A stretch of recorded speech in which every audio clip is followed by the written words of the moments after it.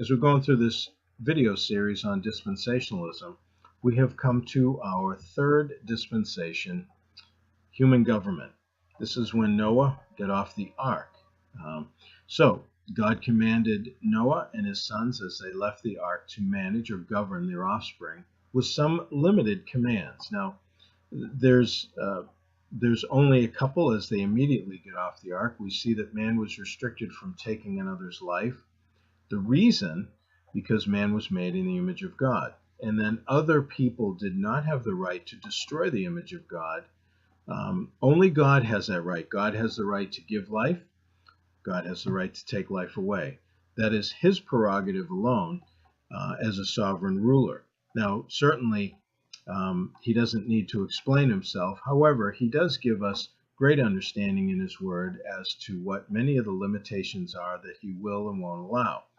But we cannot just decide that we're going to take somebody else's life. In doing so, we find out in Genesis 9 that there is capital punishment imposed as man is governing over man, and God provides that to human government, and that's what starts in this time frame. These are the new house rules that we have come to understand.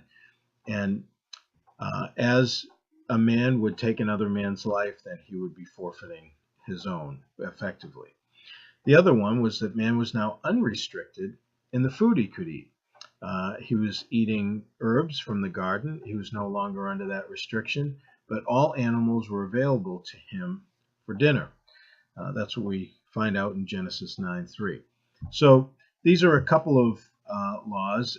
Additionally, God put the fear and dread in all animals, which is why wild animals do not necessarily gravitate towards being domesticated.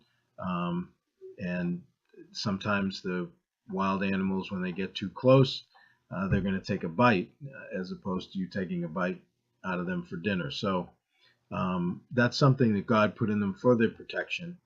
And this dispensation ends with the judgment of the Tower of Babel or Babel.